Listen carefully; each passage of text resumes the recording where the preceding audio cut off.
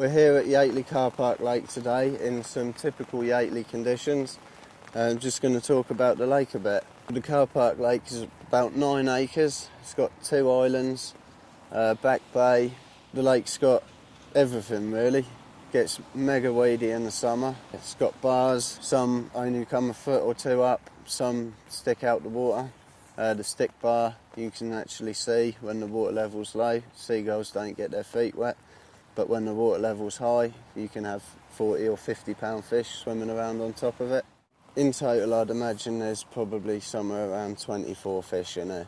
The main 3 target fish in here now are, of course, Arthur, the big orange and the baby orange. Arthur has weighed over 50 pound before, but it has to be caught at the right time of season, it seems. It was caught up to 44 pound last season. The big orange and the baby orange were both caught over 40 pound. The biggest common was caught last year at 38 pound. It's still growing. It's surely only a year or 2 away from the car park's first 40 pound common. There's a good stock of other 30 pound commons in here, as well as a few 20s. The other original common, I'm told, is a long, dark common around 24 pound called the long common. You have the pineapple, which didn't get caught last year, but it's probably around low 20s. Then there's more recent additions. There's 5 scaly Saturninis, I think they are. 2 of them are probably 30 pound now. One was caught late last season at just over 30. The other one is probably there, probably will be when it next gets caught. There was some Italian ones as well. There's another one at mid-20 and a low 20. I'd had a ticket at Yateley on the car park lake for 7 seasons, but it wasn't until my last season that I really felt I'd got to grips with the place. Last season I had a lot more time down there, so I felt I could get something going. It paid off in the end with 16 captures, like taking me total to 20 from the lake, but it was for the one original. Fortunately the big orange slipped up out the snag swim. I'd been putting in some vortex chops, some vortex pellet and some bloodworm pellet along with vortex boilies. The idea was that the chops and the boilies give the carp and the tench something to eat, whereas the pellets break down and they keep the spot stinky after the bait is gone. And the beauty of it is with a bit of hemp in there, it balls up. So for pre-baiting, you can get all them different sizes out in one chuck. I think your line lay makes a massive difference to the presentation of your rig on here. It's a 15mm vortex tied to a light piece of mono and a ring as a blowback on a size 4 Gardner wide gape talon tip. I wanted a big heavy hook because I'd had some hook pulls on here in previous seasons and they really did hurt. I didn't want any more. And although I did have 1 or 2 hook pulls last year off carp, I had far less on these. There was a lot of snag fishing involved and the lake is very weedy. You need a hook that's going to stay in. The hook length was 25 pound Hydrolink. It allows you to get some nice curves with a couple of bits of putty and one of my homemade inlines. You want to be landing everything you hook in here, although you're unlikely to, you really do want to be. So losing the lead is no problem really. It's far easier to cope with than losing a fish. This is a bit shorter than I was using in the snag swim really. I was probably using somewhere around 5 foot. They're crafty fish, they don't want to be caught. If you can get your lines down it helps, but sometimes that will mean a lot of raking on here. Often if a fish are using the weed beds near your spots, then it was worth fishing the spots during the night. I used to find often on here where you'd find the fish in the day didn't really make a great deal of difference. It was what they were going to do in the mornings and the night when you were more likely to get a bite. As you drive in the gate, there's a swim directly in front of you called the gate swim. There's a little overhanging bush to the left of the gate swim. Just off that is a fairly shallow gravelly strip. Off to the right there's a real exciting bit of that swim. You've got right in the corner the gate snag, which most days there'll be a fish in there. If you stand there long enough you'll see one come through. as you go round the corner of the lake, you could walk up along a tree line and you'll see a gap in it. That's the canopy spot. That does, well, a lot of the gates, most of the bites in the gate swim are taken from that canopy spot.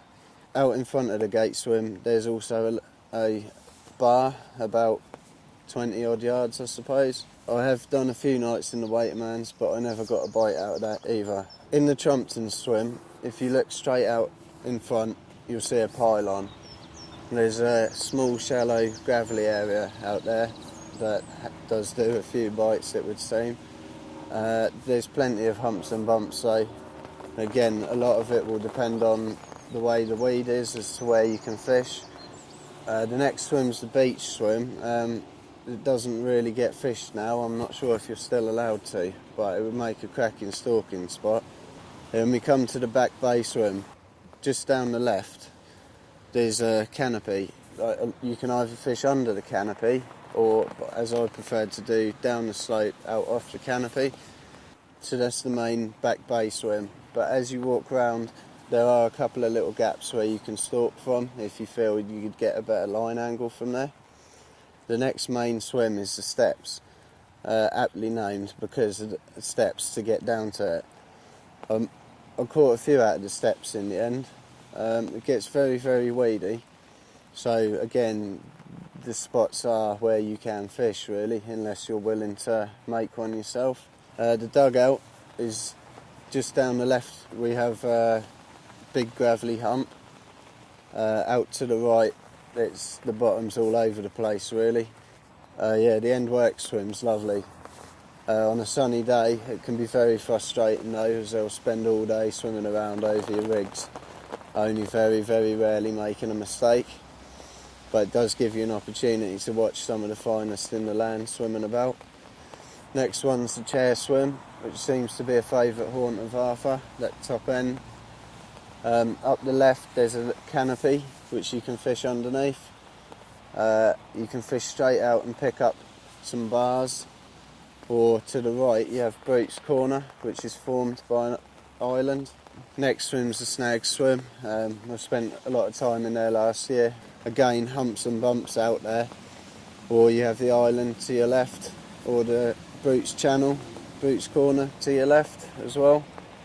Next one's the bars swim. Too much to describe really, it's all over the place. Down the left, just off the trees, you have a big hump. The next swim's the curly, which gives you a long chuck into the middle. Because of that long chuck, it opens up a lot of different variations of the bottom, like different depths, different substrates, all sorts. Next one is the tray bins swim, which doesn't really get fished. In fact, I think it was closed for a bit. There's a big tree laying across it. Right, Desi swim gives you another long chuck to the middle of the lake, where you can find a couple of shallower gravelly humps. There's a little stalking swim underneath the canopy next to Desi's swim, called the Stevens swim. After the Stevens swim you come to the island swim. Almost straight out in front, well, in line with the waiting man's, is Heather's Table. When the water's clear you can generally see the yellow glow of it, and fish do quite often visit. Out of the end secret swim, yeah, towards the left, casting towards a sort of Pads Lake, there's a couple of humps.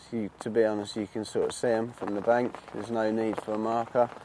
To the right, you have another overhanging bush, a tree line sort of thing. Out in front of the middle secret, there you've got a little bar close in, probably a rod length or two. Also to your left and your right, just off the trees, small gravelly patches, which are generally quite clear. Had a bit of a love-hate relationship with the car park. There was times I was loving it and times it drove me almost mad. Could definitely be hard work down here, but it's well worth a go.